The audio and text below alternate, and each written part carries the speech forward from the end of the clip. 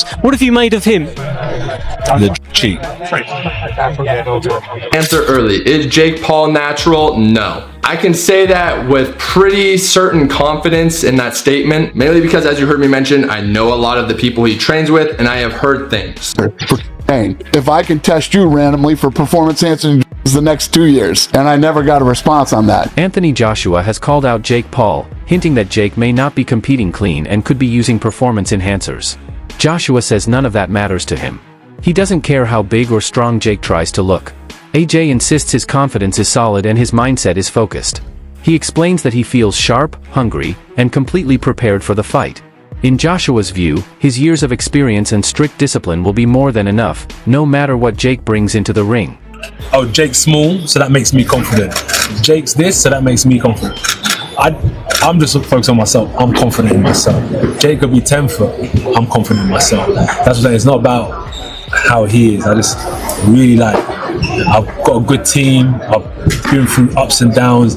I've stood the test of time. I'm passionate. I'm hungry, and I'm still here ready to fight my heart out. So I'm confident in that. Anthony, not only from the UK but from Watford too. Hello. Jake Paul's growing confidence in the boxing world has raised doubts among experienced analysts. Many believe his claim that he can take on someone like Anthony Joshua is far from realistic. Joshua has spent years at the top level, with world titles, tough opponents, and the kind of ring experience Paul has never faced. Some observers also point out that Jake's size and sudden physical changes suggest he may be using performance enhancers. Joshua, on the other hand, is known for being fully natural, relying on hard work, discipline, and genuine heavyweight power.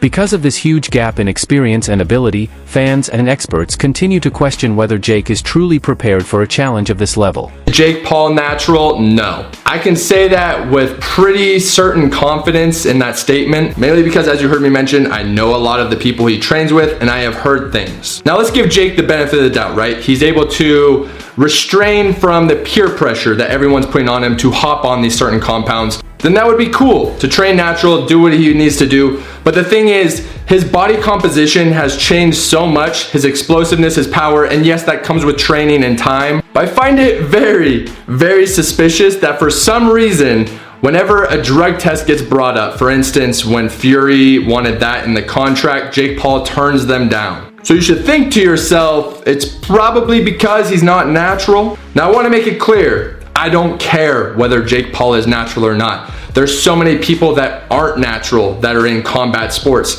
In fact, Tyron Woodley probably is also not natural. Everyone wants that little edge over their competition, and that's where drugs and anabolics come into play. There's certain compounds that are out there that just increase your explosiveness immensely, your recovery, so that you can stay in the same weight class, which is very important for combat sports, whether that's boxing, UFC, whatever type of combat sport you're doing. So that is why you guys have seen so much improvement from Jake Paul. Of course, he has a great circle around him, great trainers, great coaches, a great regimen, but definitely anabolics play a very fundamental role in that. They allow him to train as hard as he does. They allow him to increase his power and speed. And of course, when you think of those concepts, that's essentially the recipe. Deontay Wilder has added new doubt to the upcoming fight by questioning whether the result will be completely fair. He suggests that the contract behind the event might play a bigger role in deciding the winner than the fighters themselves. Wilder compares it to past entertainment-style matchups, where business deals and show value sometimes outweighed real competition. According to him, the fighter who benefits most from the contract could be the one who gets the win.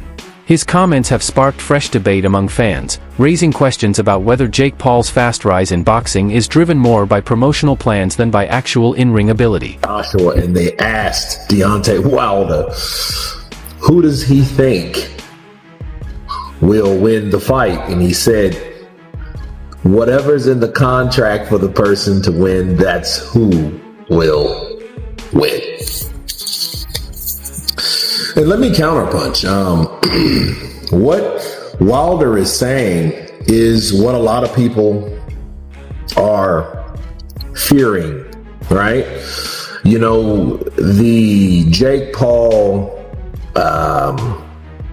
FDA that, hey, he has to win each and every fight has been one of those things that has been lingering around in the boxing world, as we've seen about Mike Tyson, and Mike Tyson seeing him pulling punches, or appeared to be pulling punches, and not really trying to fight Jake Paul.